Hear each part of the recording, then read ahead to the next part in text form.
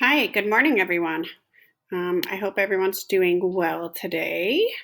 I am going to show you how to do this lesson here, lesson 9.1, with line plots. So line plots, why do we have line plots? Well, line plots are a way for us to organize our data. And if you can figure out how to do this, it actually really can be helpful for you when you are creating, maybe a survey and you want to be able to categorize the information in a way that makes sense. You'll see what I mean here as we get going. First of all, I'm going to start with the essential question here. It says, how can a line plot help you find an average with data given in fractions? So that's kind of a complicated way to say how many plots do you have data points?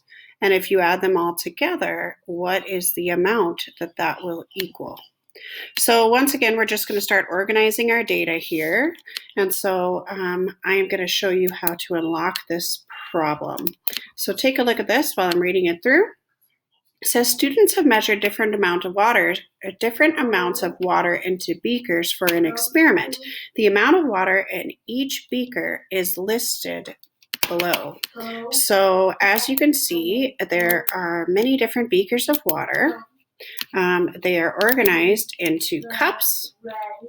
And so these are your data points. And you are going to use this line plot on the right-hand side that I just circled to record that data that you have there on your line plot as data points. Okay, so each one of the X's on the line plot is one data point from the left-hand side here. So you'll see what I mean.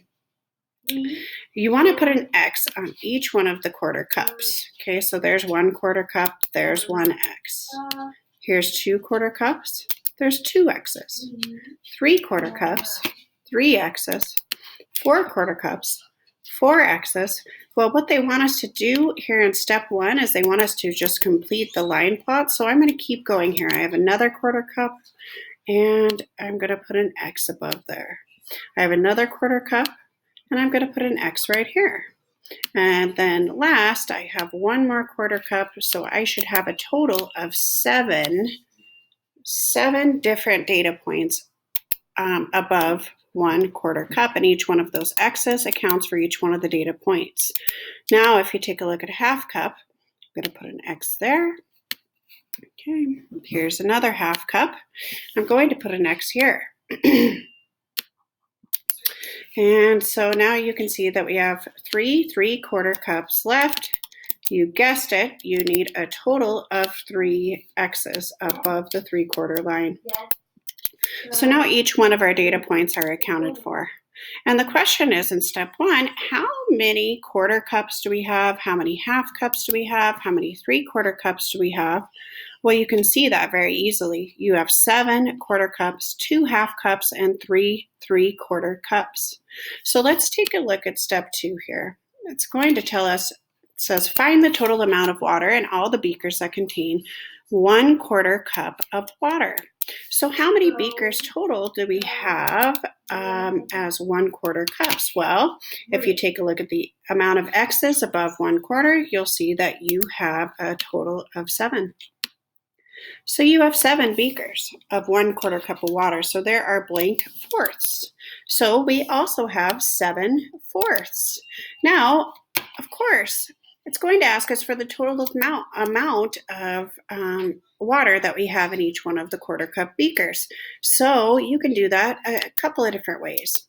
We're thinking about this as repeated addition, right? So you could add 1/4 cup 7 times, or you could take the easy route and go ahead and multiply that by 7. Mama. Okay. Mama. So Mama. if you take a look at this, Mama. 1/4 times 7 is going to be, Mama. hold on, honey, hold on, I'm busy.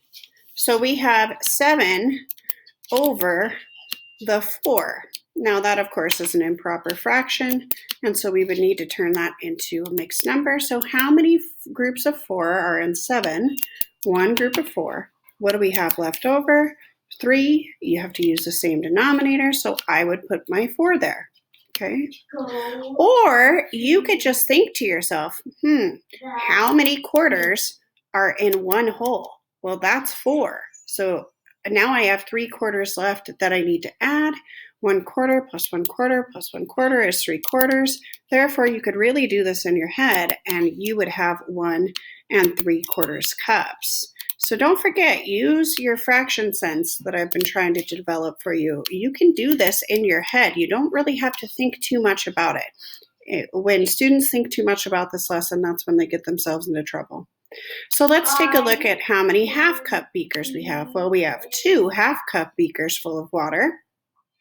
So there are 2 halves, or 2 over 2, which means that we have 1 cup, because of course 2 divided by 2 is 1. You could also just think, well, how many halves are there in a pizza?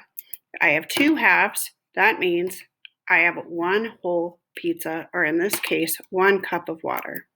So now it says, find the total amount of water in the beakers that contain 3/4 cups. Well, you can see that they give you the same example that I gave you on the right side of the screen, that you have 3 times 3/4.